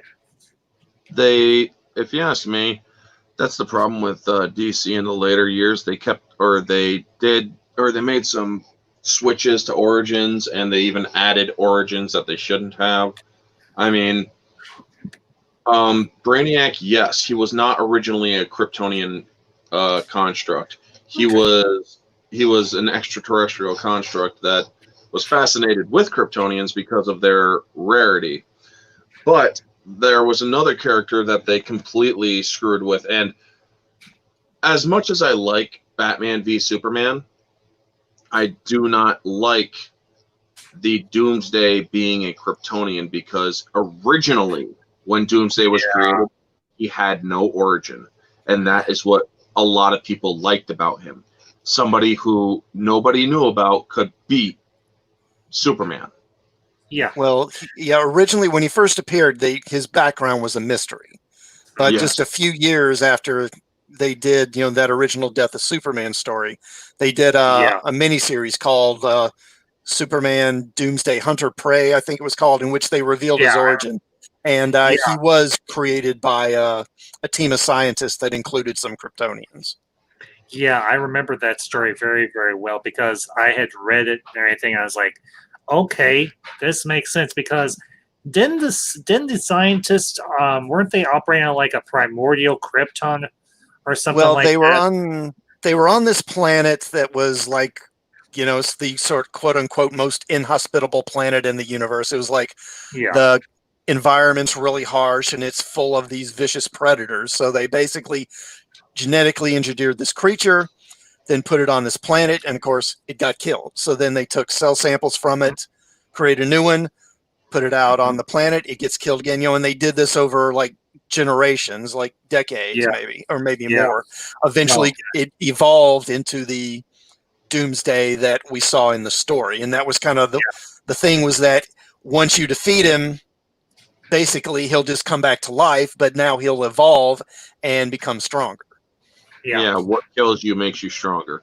The problem is, in the Batman or the Death and Life of Superman story, they actually thought he was one of Dabney Donovan's creations, one of the DNA aliens. Yeah, from Cadmus. Yeah, I remember that. Yeah, they thought he was from Cadmus, because Cadmus actually plays a part in the Death of Superman storyline. I remember that very well. I used to have the trade paperback of the Death of Superman or anything, because that was a big deal back in the 90s. Everything was that whole Death of Superman storyline, because they had never done anything this ballsy before in comics. You don't kill off Superman. Other superheroes, you can kill off. Nobody's going to really bat an eye and everything if somebody gets killed and then somehow gets resurrected down the road. This was the first time they ever went this far and everything. And I remember how brutal and everything the fight between Superman and Doomsday really was and everything, and the panels and everything, seeing all the damage that Superman was taking. And you're like, jeez, this thing's really laying it to Superman. We've never seen him get brutalized this way before. And, I don't know if the inclusion of Doomsday was Snyder's call or not. You all may know this better than me, because I never got around to seeing Batman versus Superman, because honestly, the one thing that threw me off about it wasn't the fact that it was Ben Affleck and Henry Cavill as the two leads. It was Eisenberg as Lex Luthor. That is the one thing that a lot of people will agree with you. Yeah. He was not a good Lex Luthor. I heard that he was originally going to play the Riddler. I forget why they changed it, though. I think originally it was going to be 2 movies, and then I think when they decided it was going to be one, they kind of whittled down the script and they cut the Riddler out. But they already kind of had Eisenberg poised to be in the movie, so they decided, well, let's just make him Luthor. And I could see Eisenberg as the Riddler. That could work. That could have worked. I think that could have worked a lot better. I think he could have worked as. I think it might have worked as Luthor if they had just kind of written him different. The problem is, Luthor is supposed to be this. He's supposed to be a guy who's basically always in control and always a step ahead. The problem I had with it is that the character, the way Eisenberg plays him, he just seems too weird and too kind of scatterbrained. Like there's this scene, where he basically kind of negotiates with this government guy to get access to the spaceship. And the way he does it is so weird. I'm like, how would that convince anybody of anything? He's not that good at handling people the way Luthor should be. I mean, he also shoves a piece of candy in the dude's mouth. Yeah. And it's like, what the frick is going on here, man? I mean, seriously. Luthor, the whole twitchiness and the whole, it's... And his whole motivation is kind of weird, too, because his father abused him, so he hates God, and Superman kind of signifies God to him, so he wants to destroy Superman. It feels very muddled and very kind of contrived to me. The two best Lex Luthors that I've seen on screen, well, actually three, I correct myself. One is Gene Hackman from the Christopher Reeve Superman movies. Even as cheesy as they were, Gene Hackman was always good as Lex Luthor in those movies. The second one was from the 90s animated series and everything. That version of Lex Luthor was actually really good. I liked that iteration of him. That's the best version of him. And I could agree with that and everything. But the other one is Michael Rosenbaum from Smallville. Yes. I would say that was actually a pretty good he was pretty good, yeah. A pretty good turn for Lex Luthor and everything on the small screen anyway. I would have actually preferred if they had brought Rosenbaum in and everything to play Luthor in Batman versus Superman. I would have believed him, even though he's just a TV actor more so than anything else, than having Eisenberg and everything in there as Luthor. I thought they should have gotten Mark Strong to play him, but they wound up getting him to play Savannah in Shazam, so I guess it worked out. I don't know. Because honestly, I liked Strong and everything as Dr. Savannah or Savannah. That's the thing is that Eisenberg would have made a much better Savannah than he would a Luthor. It's like they should have cast those two the opposite way.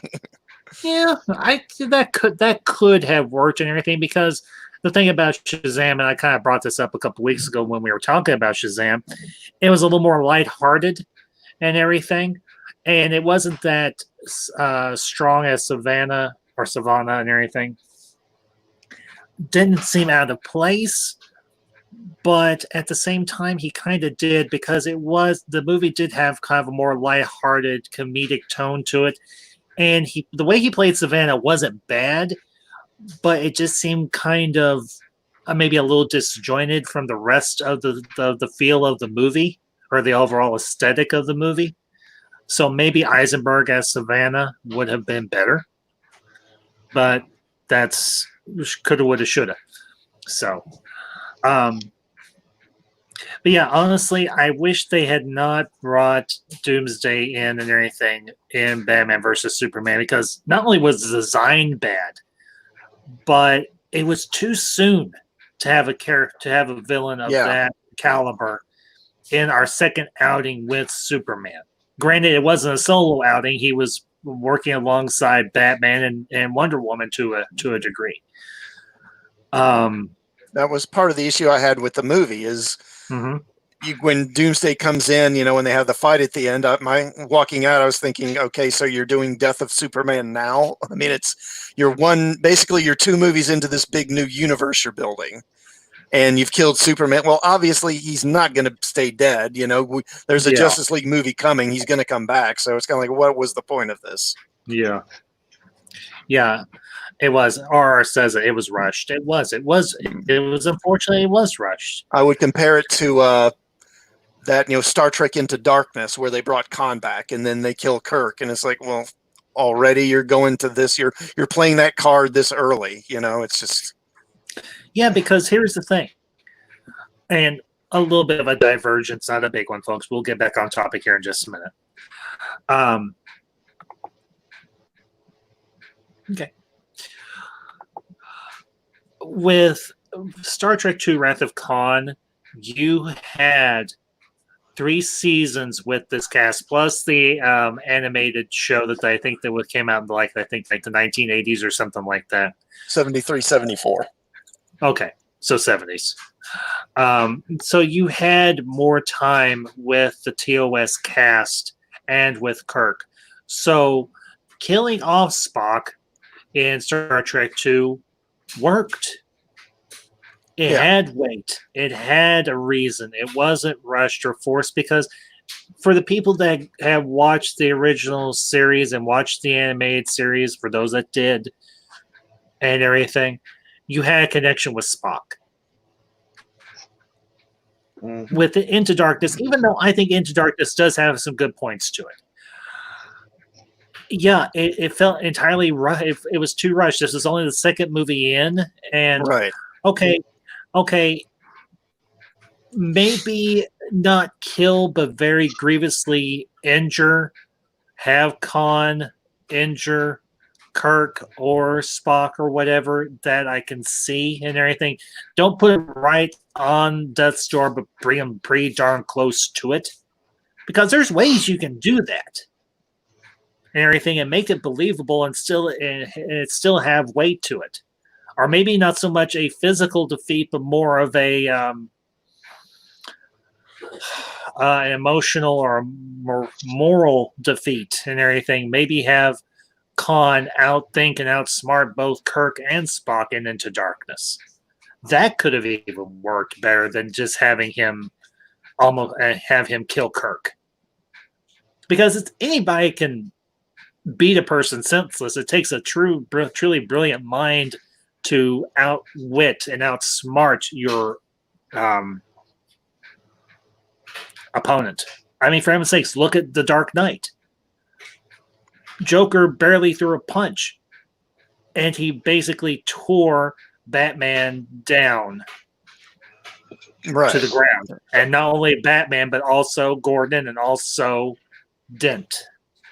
Well, Luthor, I mean, to be fair, in Batman versus Superman, Luthor has this very ambitious plan. And it's impressive in a way, but it just, again, it feels kind of contrived to me because, first of all, that version of Luthor just doesn't come across as being that clever, frankly. Yeah. And again, his whole plan depends upon him when he kidnaps Ma Kent and holds her hostage and then basically forces Batman to go after Superman. His whole plan kind of hinges on that. And that kind of reminds me of, to me, it's kind of like with Man of Steel. They basically put Superman in this position where he has a choice to make. And they present it at this sort of binary yes, no, A or B proposition. But again, he's Superman. There are other things he can do rather than just say no or say yes and then go after Batman.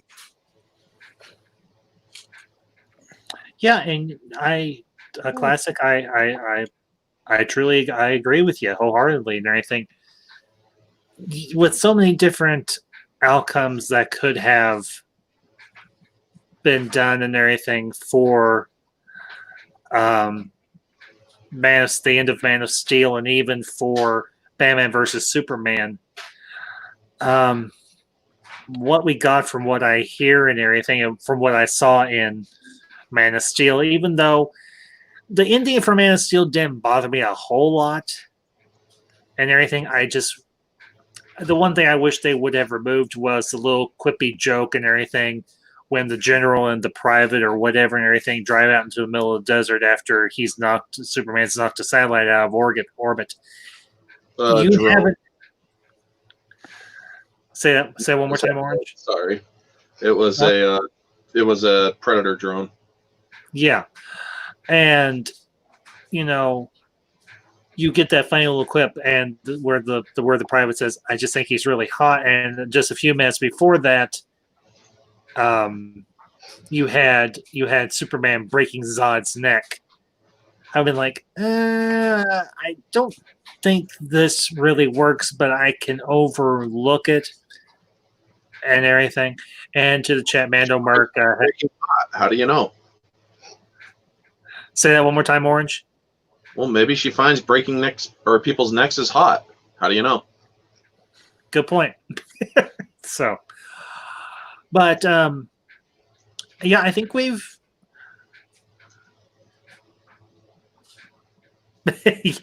Yes, man, it'll work. Yeah, I can agree with that. There's always another way. Well, that kind of brings us to Justice League and everything. If y'all want to tackle that and everything, give that a little bit of a rundown and everything before we wrap up.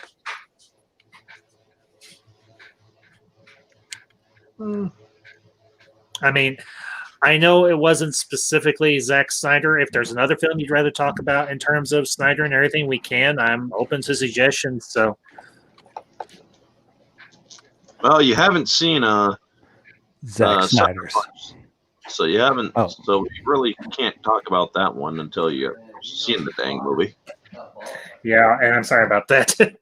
That's one that kind of flew under the radar on me, unfortunately, and I didn't get a chance to watch it before today. So, been a little crazy. Next time, bring your game.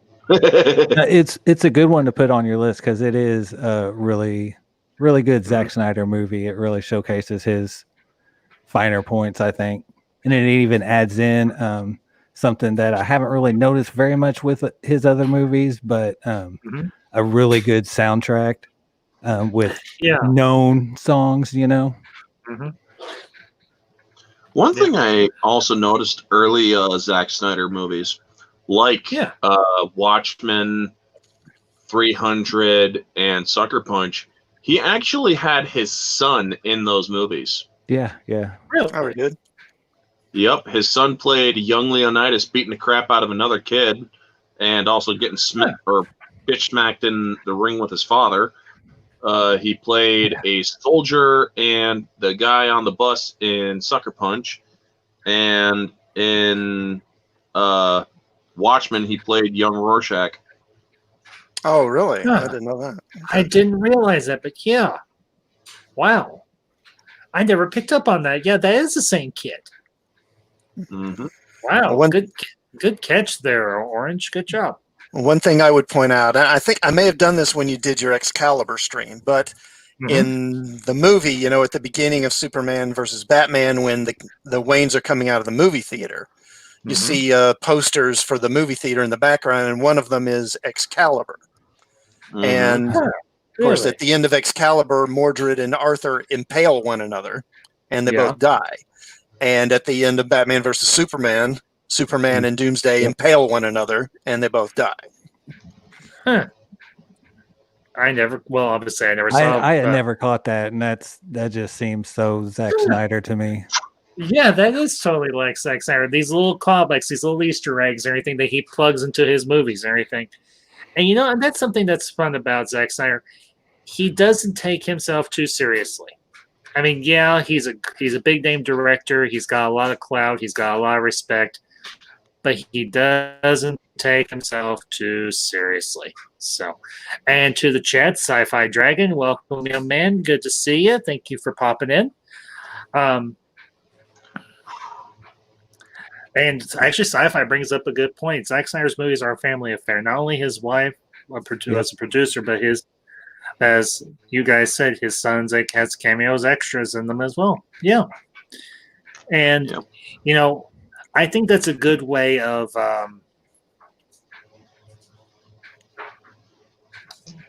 building a good rapport with the cast and the director when you have the director's family on set. Although there can be times when that would be a problem.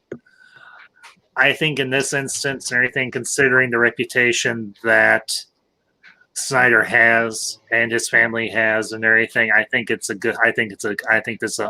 a positive. I see that as a positive thing that he does and everything. Because when you're away from your family, like a lot, go ahead.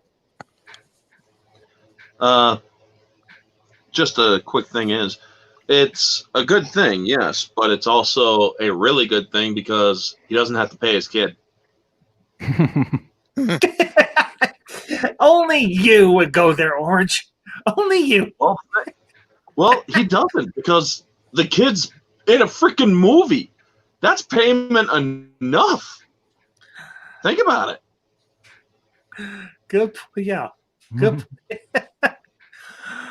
Oh, Orange, goodness sake. I mean, he's not a cheapskate father by any measure because a cheapskate father wouldn't put him in the movie. But he doesn't have to pay the kid either because the kid just freaking met a bunch of movie stars and he gets to do a bit role. How cool is that? Good point. Point to But orange. I would have been like, Dad, where's my paycheck? I'm sure he's No, taking care of them. Yeah, I'm sure the kid's fine. Sci-Fi Dragon, I don't have Netflix, so I can't say yay or nay on that one. I haven't even heard of Army of the Dead. Oh yeah, I'm definitely watching Army of the Dead. Now, is that like a spin-off or a reboot of Army of Darkness with Ash from Evil Dead, or is that just something completely different? I'm guessing it's probably going to be like a sequel to his Dawn of the Dead movie, I would guess. Oh, okay. Well, I may not catch it on Netflix, but usually stuff like that eventually makes it to home video, so I'll catch it on home video. Speaking of which, Netflix, bring out Dark Crystal Edge Resistance on home video. I want to buy it. I don't want to buy your service. I want to buy the series. Give me freaking Dark Crystal Rage of Resistance. Been saying this for like 2 years now. We need to start a hashtag. If you don't do as he says, I'm going to have to recommend that you get bought out by, I don't know, somebody. Yeah, really. You know, I got the clout to do it. So. Wait, I had to step away for a second. Did you guys have you guys seen the Legend of the Guardians, the Owls of Ga'Hoole? I never saw that. Guardians of Ga'Hoole. That is something that I was going to bring up earlier. That was also a Zack Snyder film. It was his debut in animated film. Yeah, and it's really underrated, I think. I heard a lot of good things about it, but I never got a chance to see it and everything. Didn't it come out in like 2011 or 2012, somewhere along there? Yeah, that sounds right. Right around the same time as Sucker Punch. Yeah, unfortunately, I was with my crazy ex-wife at that time. I didn't get a chance to go to the movies by myself very often, so that sucked. But no, that's definitely one I'll have to put on. I'll have to put on my watch list along with Sucker Punch. So, well, something that we did a couple weeks ago, and I think this would be a good time to do it as well. Why don't we go around the horn and give our ratings for the movies that we have discussed of Zack Snyder, and just like 1 being absolute crap, 10 being really, really good and everything. And we'll just give a rating for all of these. So we'll start off with, Oh, okay, Sci-Fi, thank you. Appreciate that. Legend of the Guardians came out in 2010. Okay. Yep. We'll start off with Dawn of the Dead remake. Guys, what would you score it? I'd give it about a 7.5. Same, 7.5. Not applicable. No. That's what I'll rate it. Not applicable because I haven't seen it. Oh, okay. Good point. Well, I have, so I would say I'll be a little more generous. I'll give it an 8. So just because of the cast and everything, he did a good job with that cast and everything for that film. Not to mention the ending is grim as all hell. Not to mention the song and everything with the end credits. And you've got nothing but zombies snarling in the background, and you've got Get Down with the Sickness playing in the background as you're sitting there watching the last few survivors get eaten alive. So I'll give it an 8. Okay, 300. I'll give that an 8. Okay.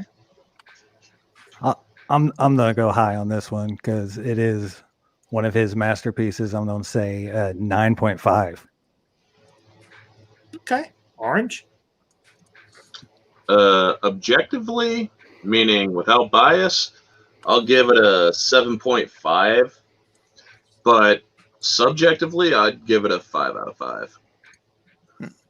Okay, that's fair. Myself, I'm with Synder a lot. I'm going to give it a 9.5, maybe even a 9.75. So, all right, let's see. Watchmen. I'll give that a 8.5. Okay. I'm gonna say an 8, solid 8. Okay, Orange. Objectively, I would give it a same 7.5 out of 10, but subjectively, Watchmen, I would give a 9 out of 10. Okay, and honestly, I'm gonna be really generous here, and I don't think it's unjustified. I'm gonna give it a 9.5, or even maybe a 9.8. It's that good. I think it's one of the best adaptations of a comic book, a well-known comic book property ever. Period. Full stop. Let's see. What was the next one? Well, you three can speak to this, not so much myself or anything, but Sucker Punch. Objectively, I would give that one a 6 out of 10, but subjectively, I'll give it a 9 out of 10. Okay. And that's the extended edition, not the theatrical. The theatrical would get lower scores. Okay. I haven't seen the whole thing, so I won't rate that one. Okay. Okay. Sucker Punch.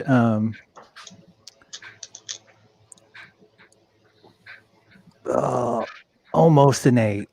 7.75. Okay. All right. That brings us to Man of Steel. I'll give that one a 7.5. Okay. Man of Steel out of 10.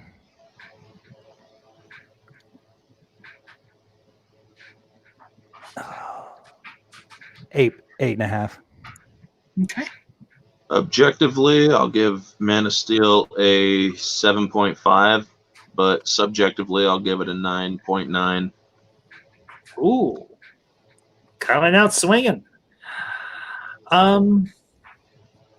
Myself, Man of Steel. I can't give it a 9.9 just because of that little bit of a disjoint there at the end. But if I remove that disjoint at the end, I'd have to give it. I'd give it a 9.5. I would give it a strong 9.5. No wiggle room on it and anything. Right there, bam. So, okay, and then lastly, of course, we've got Batman versus Superman, and yes, this can include the extended cuts, the director's cuts, the ultimate cut, whatever the term or anything is, or anything. I'll give that a 6.5. For the regular or the extended cut? For the original. For the extended, probably about the same. Okay. Okay. Batman versus Superman Ultimate Edition. An 8. Okay. And theatrical version, and I'm going to go objective and subjective for both of them, theatrical and ultimate. Theatrical first. Objectively, I will give that a 4 out of 10. Okay. Subjectively, I will give it a 7 out of 10. Okay. Now, Ultimate Edition, objectively, it gets a 6 out of 10. But subjectively, even with the bad casting as Luthor, I will give it a 9 out of 10. Okay. Fair enough. So, all right. Well, fellas, I want to thank y'all for being here tonight. This was a good. I think we had a good discussion and everything. I hope you all enjoyed yourselves. I know I did because, like I said, this is a guy that's been in the news a lot lately and everything with the whole Snyder Cut movement and the whole win for the Snyder Cut movement. And this is a director. I think as we look back in history, he's going to be one of the big names that's put up there with the big boys, and I think it's justified. I think you'll put Snyder in the same breath as Carpenter, as Mel Brooks, as Lucas, as Jackson, all those guys and everything. I think honestly he deserves to be up there with the big guys. I really do. Even Cecil. I don't know if I would go as far as to put him in the same league as maybe Orson Welles or Cecil B. DeMille, but he is a very good creative director and everything, and I give him a lot of props. I give him a lot of respect. So, do you guys have anything you want to plug? Anything for your channels before we wrap up? Yeah, I got the Versus stream on my channel, Orange Hat Reviews, coming up tomorrow. Ambassador's actually going to be co-hosting. We're going to be talking Rey Palpatine versus Valen from Star Wars of the Old Republic. And basically, they're the Emperor's daughters, Emperor Palpatine and Emperor Vitiate. So, yeah, if you guys want to tune into that one, it's going to be 9 o'clock Eastern Standard Time tomorrow night. Yeah, that's gonna be a lot of fun. So, classic, Sir Nerdlot, anything you want to plug for your channels? Yeah, I'll go ahead. So my channel is Classic Comics. I obviously talk about comics, talk about movies, sci-fi, other pop culture properties. And like I mentioned earlier, I just did a video on Watchmen about a week ago. And I'm actually working on a video about the connections between that Gladiator novel and Man of Steel right now, which I'll hopefully put out this weekend. Excellent. So definitely be looking out for that. Absolutely. So, Sir Nerdlot, what about you? You got anything? Yeah, I got a channel. I'm really just experimenting right now with what my little corner of YouTube is actually going to be. So yeah, come check out what I have there. It's only like 5 videos. Okay. And I'm just trying to figure it out. Okay. And folks, I will post links to these guys' channels in the description for this stream and everything later or anything this evening. So be sure to go over, check out their stuff and everything. Make sure you give them a subscribe and a like and all those things. So as for myself, tomorrow night, as Orange Hat mentioned, I will be on his channel. We'll be doing that Versus stream with the daughters of the Emperors and everything from the Star Wars universe.